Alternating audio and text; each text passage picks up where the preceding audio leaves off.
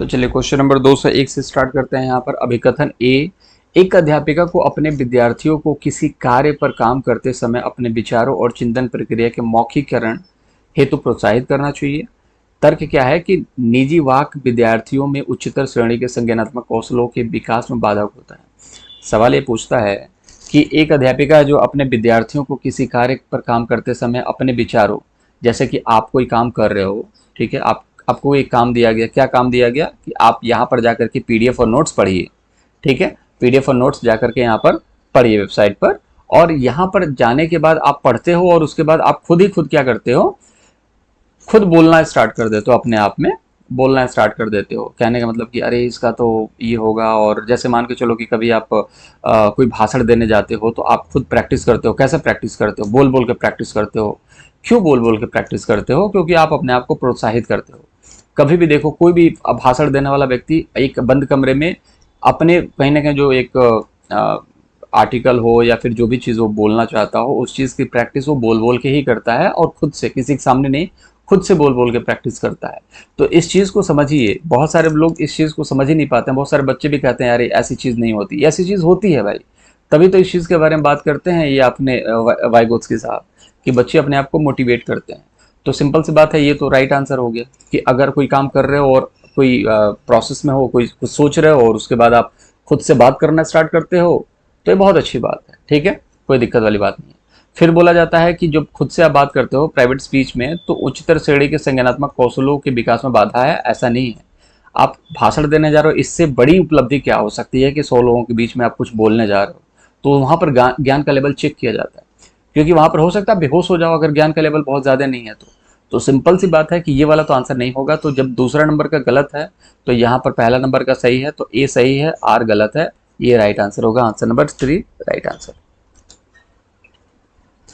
202, अधिगम स्तरों में व्यक्तिगत विभिन्नताओं किस वजह से होती है? केवल अधिगमकर्ताओं से संबंधित व्यक्तिगत कारकों की वजह से अधिगम स्तरों में व्यक्तिगत विभिन्नताएं की बात की जा रही है।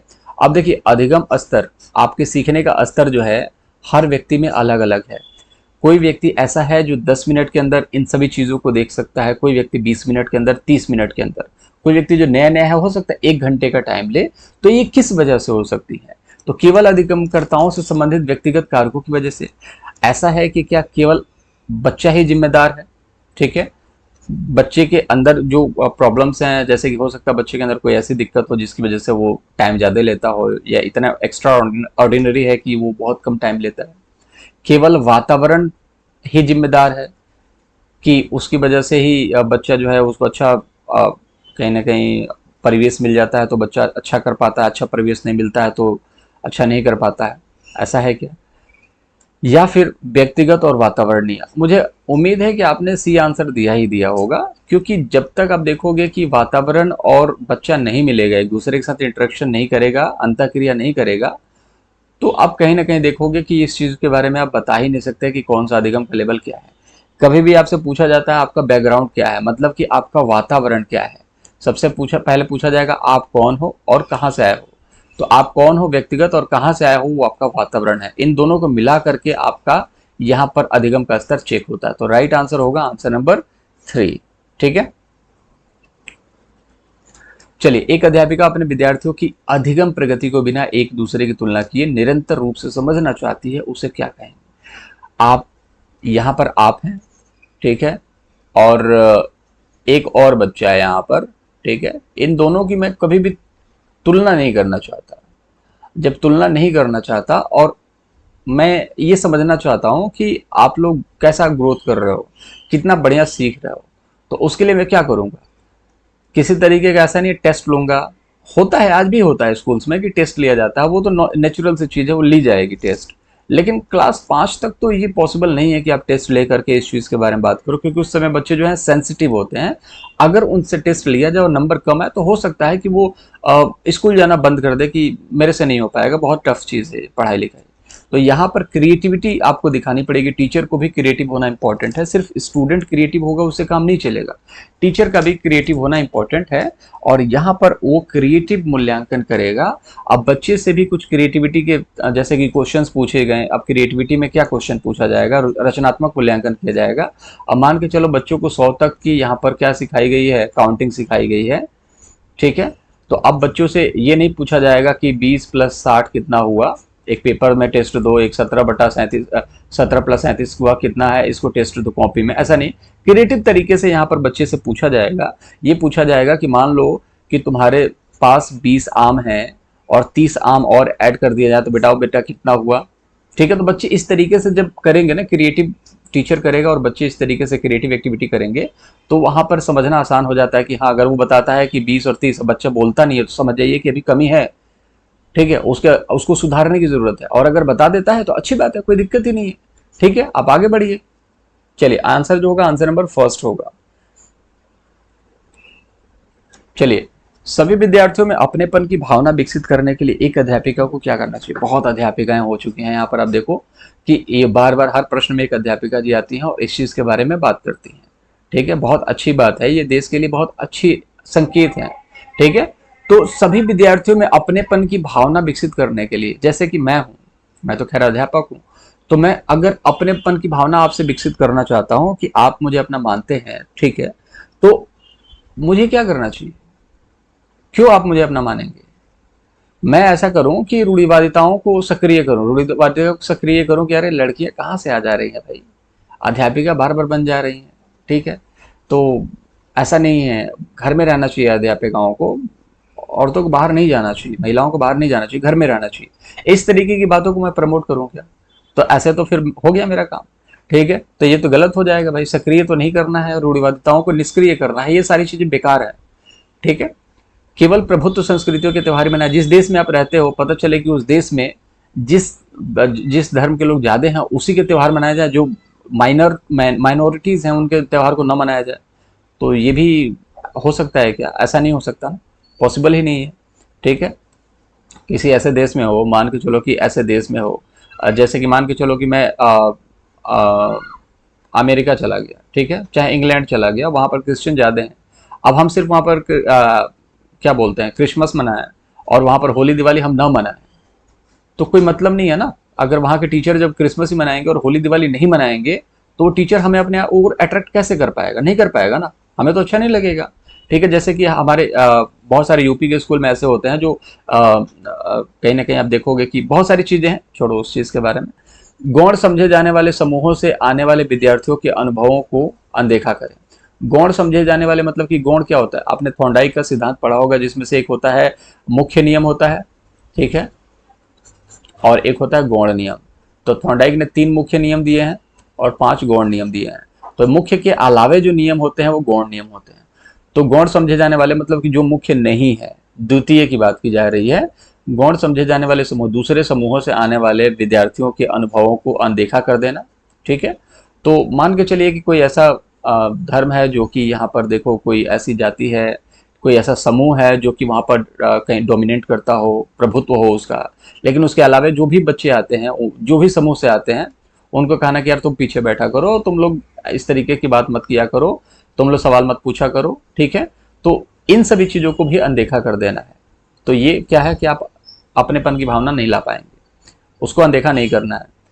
विविधता और व्यक्तिगत विभिन्नताओं के प्रति सम्मान पैदा करना चाहिए। तो देखिए, विविधता मतलब क्या है, अनेकता में एकता। बहुत सारे बच्चे हैं, जाति धर्म से बच्चे हैं और उनके अंदर अलग अलग चीजें हैं, कोई बच्चा चिकन खाता है, कोई बच्चा चिकन नहीं खाता है, तो सभी का सम्मान करना है। ऐसा नहीं कि चिकन खाते हो तुम हमारा धर्म भ्रष्ट कर देगा तू। ठीक है, इस तरीके की चीजें हैं। अब व्यक्तिगत भिन्नता है, अलग अलग कल्चर है, उस हिसाब से अब जब बच्चा अपने अपने कल्चर में सीखता है तो उसकी गलती तो है नहीं, जो सिखाया जाता है वही सीखता है, खाना पीना चाहे जीना। तो वो सारी चीजें ना बच्चों के ऊपर डिपेंड नहीं करती है, वो कल्चर के ऊपर डिपेंड करता है, और इससे बच्चे के अंदर वो सारी चीजें डेवलप हो जाती है। तो उनका सम्मान करना है, उनके साथ हीन भावना नहीं रखनी। आंसर नंबर 4 जो होगा राइट आंसर होगा। चलिए फटाफट जल्दी जल्दी क्वेश्चंस को निपटाते हैं भाई। विद्यार्थियों में समालोचनात्मक चिंतन के विकास हेतु निम्न में से क्या सहायक नहीं है। विचारों की अनान्यता, परसंज्ञान, स्व पूछताछ, स्व आकलन, सुझाए गए संसाधन का मुख्य मूल्यांकन। ठीक है। तो अनाम्यता मतलब क्या होता है, रिजिड, मतलब कि जो चेंज नहीं हो सकता है। ठीक है। अब रिजिड मतलब कि जो एकदम ऐसा हो जो अपने कहीं ना कहीं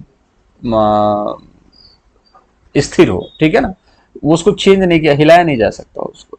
तो आप जब क्रिटिकल थिंकिंग की अगर बात करोगे दोस्त, तो आप क्रिटिकल थिंकिंग में आप ना फ्लेक्सिबल होना चाहिए। क्रिटिकल थिंकिंग में आप फ्लेक्सिबल होना चाहिए।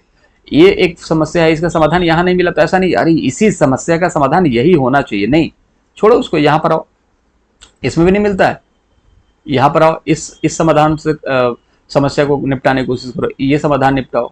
लेकिन आप एक समस्या के समाधान पर अगर रुक गए कि नहीं इसी तरीके से मैं समस्या का समाधान करूंगा, तो पॉसिबल नहीं है। जैसे आपकी बाइक की पेट्रोल खत्म हो गई और यहाँ पर आपकी बाइक की पेट्रोल खत्म हो गई और यहाँ पर जाना है आपका पेट्रोल पंप है, तो आपके पास बहुत सारे रास्ते हैं। हो सकता है आप किसी को फोन करके किसी को बुलाओ, हो सकता है आप पैदल जाओ यहाँ पर। तो आपने क्या किया कि नहीं, अपने दोस्त को फोन कर दिया कि भाई आजा, मैं यहाँ पर वेट कर रहा हूँ, थोड़ा सा चौक दे देना, धक्का दे दोगे तो मैं पेट्रोल पंप पे पहुंच जाऊंगा, 2 किलोमीटर का डिस्टेंस है। अब दोस्त ने बोला कि ठीक है मैं आ रहा हूँ। अब यहाँ पर ये भाई साहब पूरी फैमिली के साथ बैठे हुए हैं कि अभी मेरा दोस्त आएगा, मेरा दोस्त आएगा, मेरा दोस्त आएगा। उसको बोला जाए भाई चल लो पैदल, किसी और से ले लो, नहीं मेरा दोस्त आएगा, मेरा दोस्त आएगा। तो अब इस तरीके के जो विचार है ना कि दोस्त आएगा, दोस्त आएगा, दोस्त आएगा, ये क्रिटिकल थिंकिंग के उदाहरण नहीं है। आपको वहां पर इंस्टेंट रिजल्ट देखने के लिए, इंस्टेंट चीजों को करने के लिए आपको क्या करना पड़ेगा, तुरंत फैसले लेने पड़ेंगे। वो होता है क्रिटिकल समालोचनात्मक चिंतन, ठीक है। और ये तो अभिसारी चिंतन हो गया कि एक ही समस्या का एक ही समाधान आप ढूंढ रहे हो। आपने अपने दोस्त को बुलाया, अच्छी बात है। अब आप सोचोगे कि वो आ जाएगा, मैं यहाँ से चला जाऊंगा तो क्या सोचेगा, तो ये आप क्रिटिकल थिंकिंग वाले बच्चे हो ही नहीं ना फिर, ठीक है। तो ये सारी चीजें गलत है और कोई उनसे सहायक नहीं है। जो नहीं है वो नहीं है, आंसर वही है। आंसर नंबर फर्स्ट, परासंज्ञान कोग्निटिव बुद्धि, बिल्कुल बुद्धि होना चाहिए। स्व मूल्यांकन कर रहे हो वो भी अच्छी बात है। सुझाए गए संसाधन, अगर मैंने कोई ऐसी चीज बताया जैसे कि ये देखिए पीडीएफ मैंने बताया, नोट्स बताया, यहाँ पर मिल जाएंगे आपको, तो उसका मूल्यांकन जाके करना पड़ेगा। अगर क्रिटिकल थिंकिंग वाले बच्चे हो तो मूल्यांकन करोगे आखिर वाकई मिल क्या रहा है। और आपने वही वाली बात है कि आपने छोड़ दिया है, छोड़ो यार, ऐसे तो 36 हैं, 36 देते होंगे भाई, लेकिन आपको मूल्यांकन करना है कि सही कहाँ और गलत कहाँ है, राइट आंसर। तो फिलहाल के लिए आंसर नंबर फर्स्ट होगा। चलिए अगले प्रश्न की तरफ बढ़ेंगे।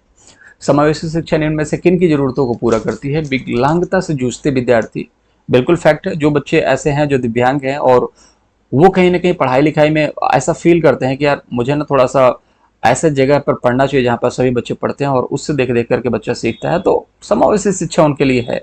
कोई दिक्कत वाली बात नहीं, वो बैठ करके चीजों को पढ़ सकते हैं, सीख सकते हैं। भावात्मक मुश्किलों से जूझते विद्यार्थी, ऐसे बच्चे जो कि इमोशनली बहुत ज्यादा टूटे हुए होते हैं, इमोशनली बहुत ज्यादा हैप्पी भी हो सकते हैं, और वो बच्चे भी समावेशी शिक्षा में जाकर के बैठते हैं, तो कहीं ना कहीं वो भी फील करते हैं अपने आप में। कहने का मतलब है कि कोई व्यक्ति ऐसा है जो दबे कुचले वर्ग से आता है, जिसके माता पिता ने हमेशा गरीबी और जलीलत सही है, और वो बच्चा हमेशा से डरा हुआ फील करता है अपने आप में, और वो चाहता है आगे बढ़ना।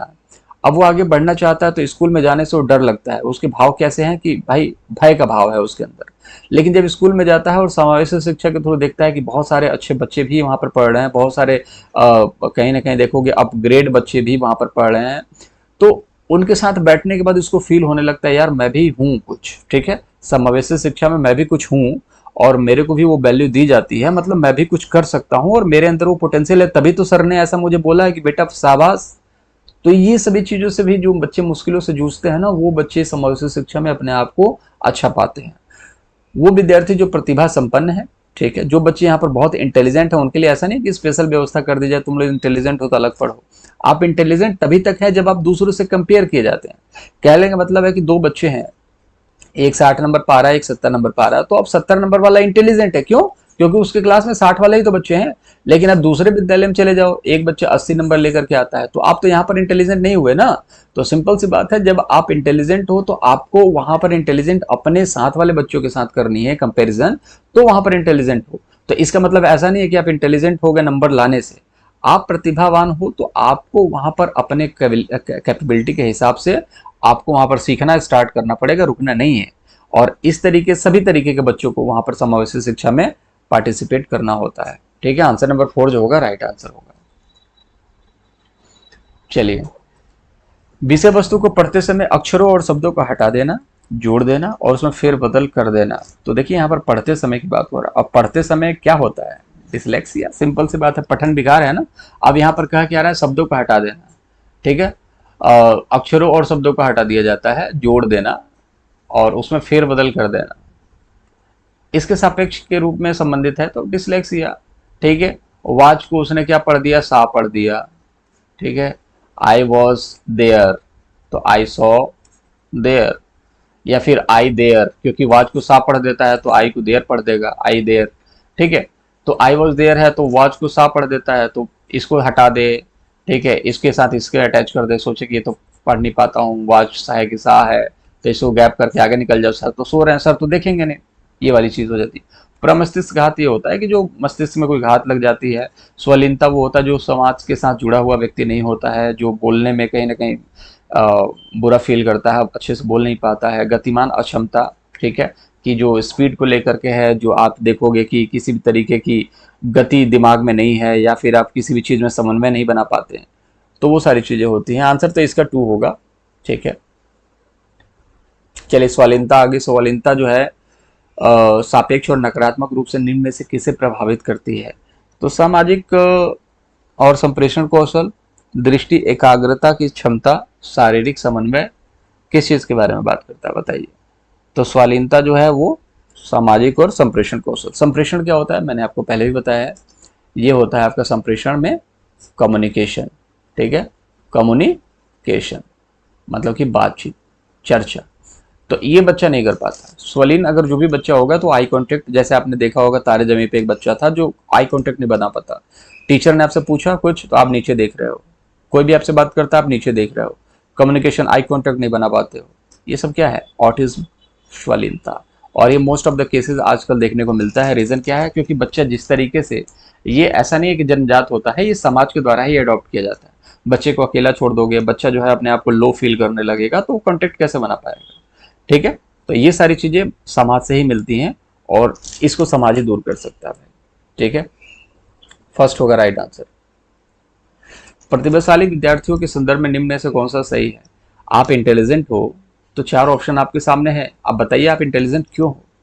उन्हें कभी भी अधिगम असक्तता नहीं हो सकती, ऐसा बात नहीं है भाई। अधिगम असक्तता कोई बीमारी थोड़ी है यार, हर इंसान हर चीज में परफेक्ट तो हो नहीं सकता है।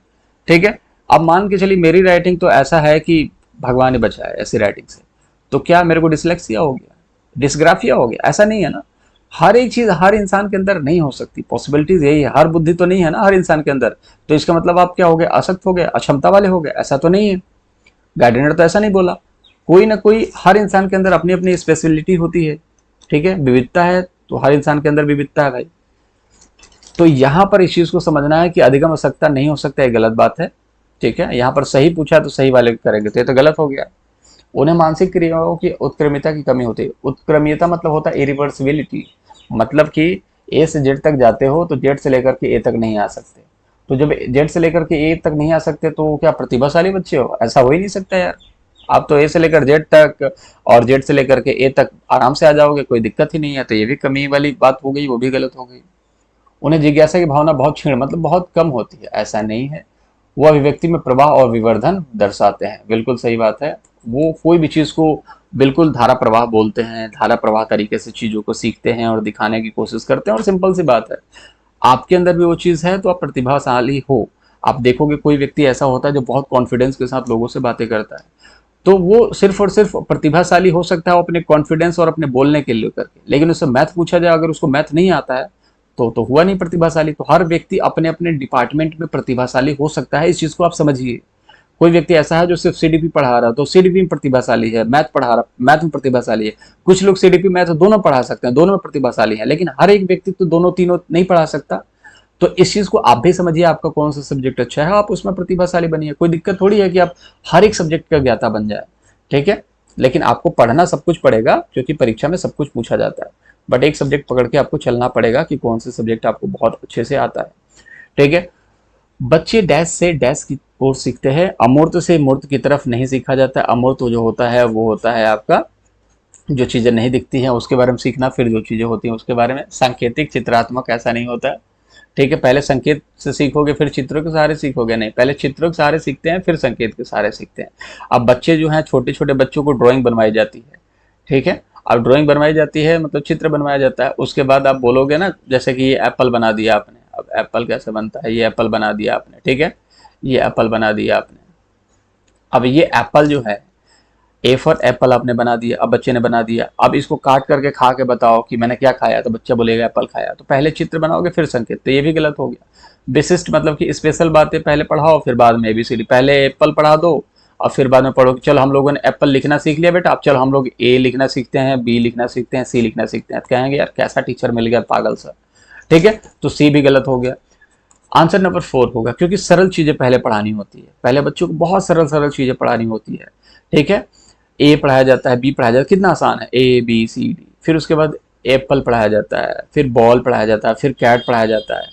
फिर उससे भी डिफिकल्ट वर्ड दो तीन ऐसे एप्पल, आंट, ठीक है, इस तरीके से चीजें पढ़ाई जाने लगती है, एरोप्लेन, इस तरीके से चीजें पढ़ाई जाती हैं। तो थोड़ा सा धीरे धीरे चीजों को बढ़ाया जाता है, लेकिन सबसे पहले सरल। राइट आंसर होगा आंसर नंबर 4। ठीक है, तो चलिए चैनल को चाहे तो सब्सक्राइब कर सकते हैं। 300 प्लस एमसीक्यूज मैं कंप्लीट करवाऊंगा, पीडीएफ यहाँ पर मिल जाएगी। मैं फिर कह रहा हूँ जा करके पढ़ो दोस्त यहाँ पर। इच्छा भाई फिर वही आपकी है, आप क्या करना चाहते हैं। बाकी मुलाकात अगली बार वीडियो में ख्याल करेंगे, मतलब अगली वीडियो में मिलेंगे, अपना ख्याल रखेंगे।